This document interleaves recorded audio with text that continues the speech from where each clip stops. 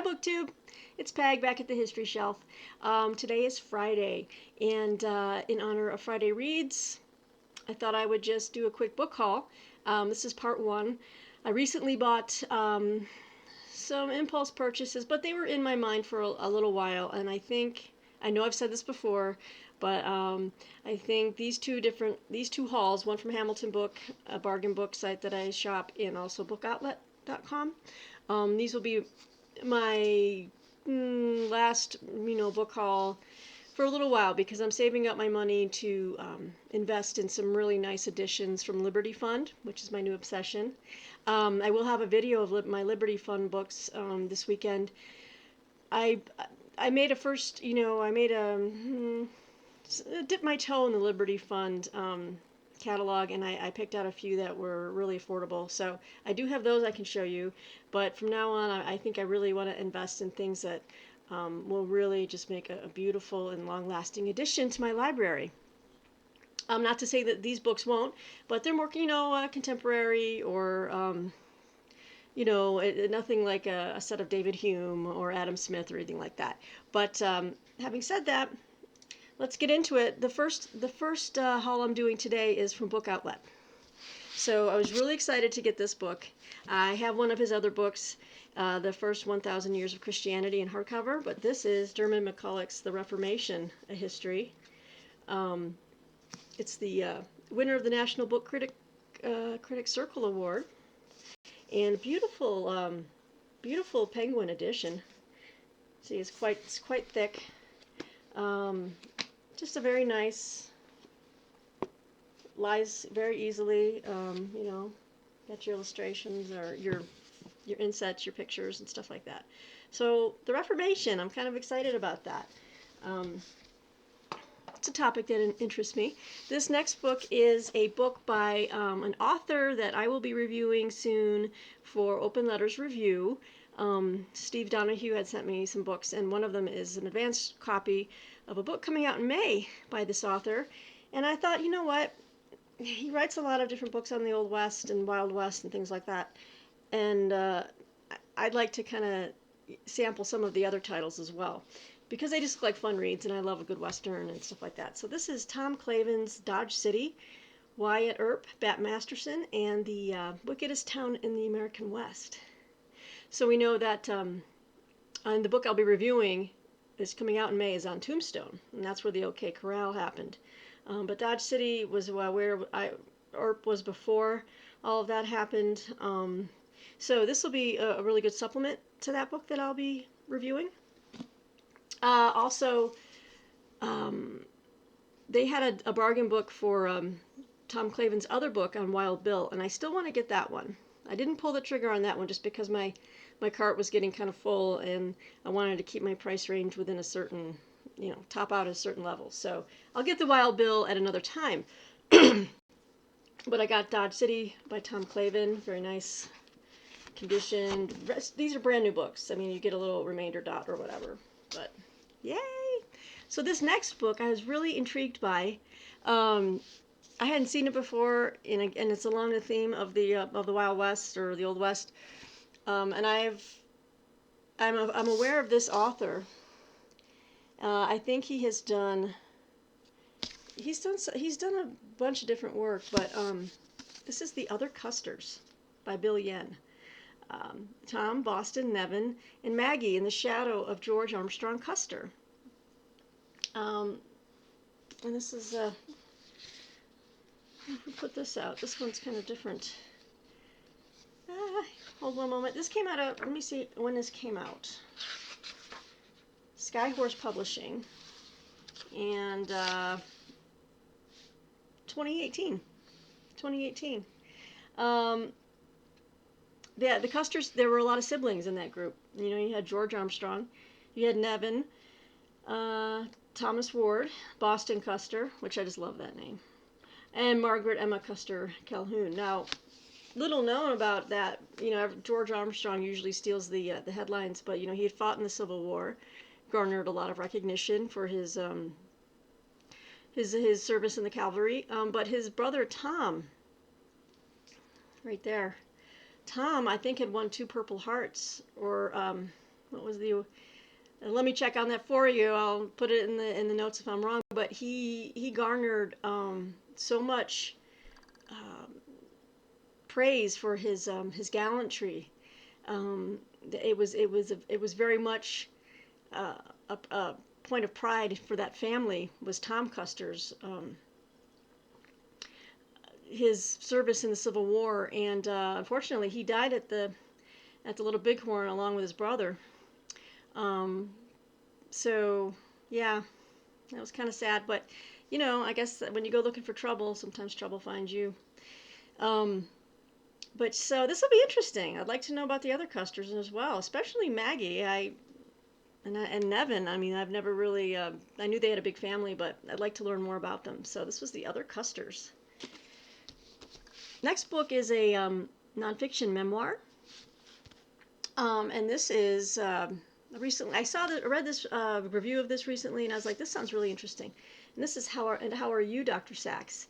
A biographical memoir of Oliver Sacks by Lawrence Weschler. I apologize, my voice is a little scratchy this morning. And this is just a biographical memoir of a man who met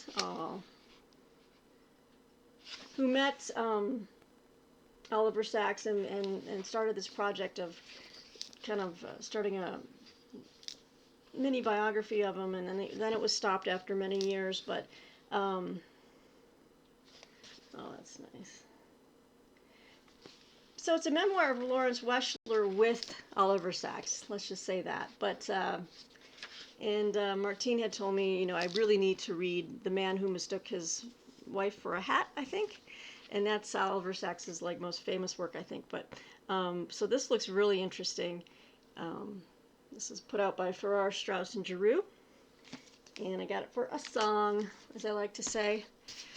All right, so the next book goes along with another niche interest of mine, which is Lizzie Borden. I've always been fascinated by the story of Lizzie Borden, the murder, the trial, pardon me.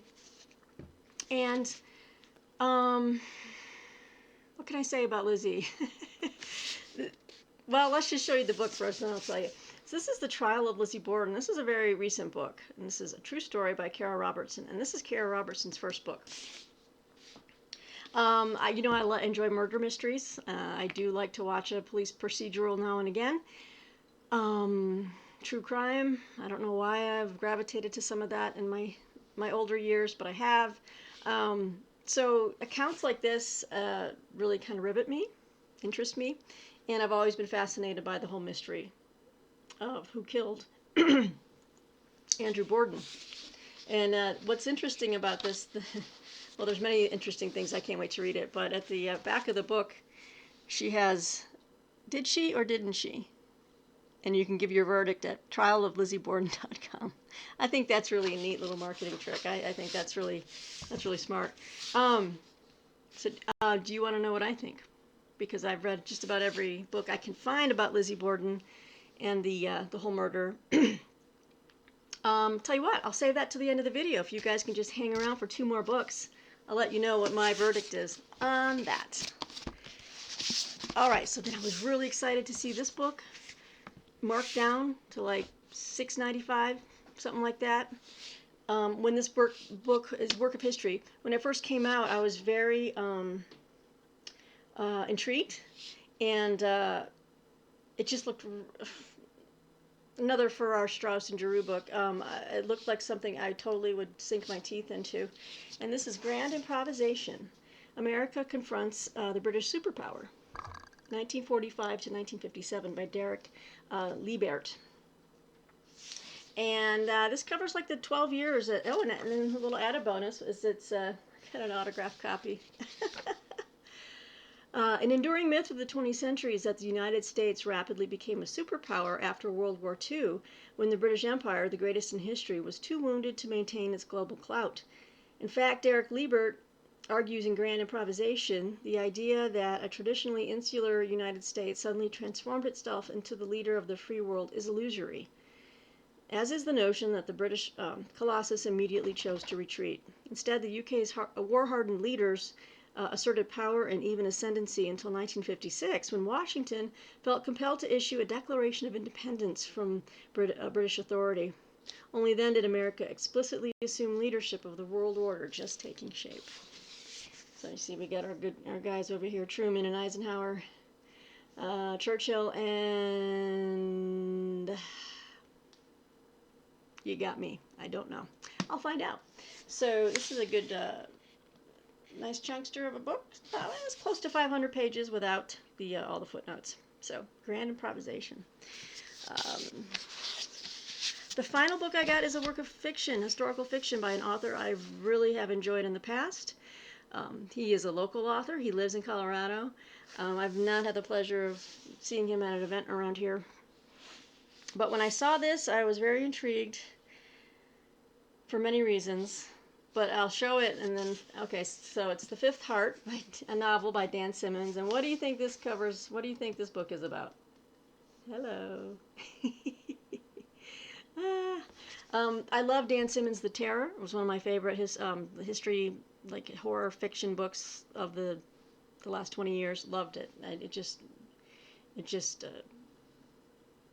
absorbed me. I mean, I couldn't get out of the book. It was chilling and claustrophobic and terrifying and just mesmerizing. Loved it.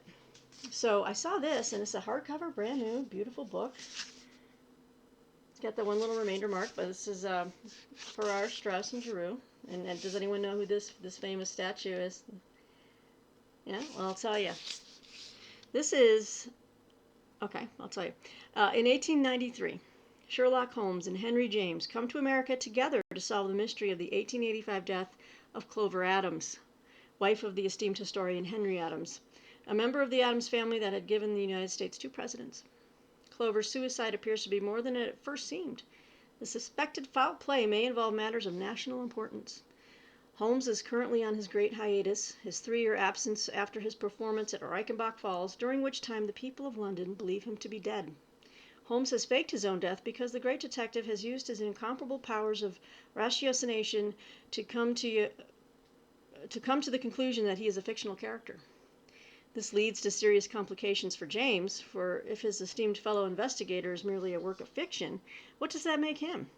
And what can the master storyteller do to fight against the sinister power, possibly named Moriarty, that may or may not be controlling them from the shadows? With a host of supporting characters, including Mark Twain, Teddy Roosevelt, John Hay, Clarence King, and the beautiful Lizzie Cameron, The Fifth Heart is an intelligent historical thriller with surprises at every turn. And that's the statue of Clover. So that looks pretty interesting, yeah? I got this for very cheap, brand new hardcover. So that was my book outlet haul, guys. I've got to get moving here, but anyway, let me know what you think about these books. If you've read any of them, if any seem interesting. I will post this later. But more videos to come. I have another book haul. I have a Liberty Book Fund reveal.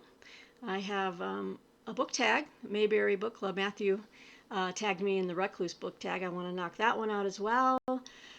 I still want to do a March Mystery Madness because I love mysteries. I mean, why? I should totally have a video up by now, but I don't. So I will try to remedy that this weekend.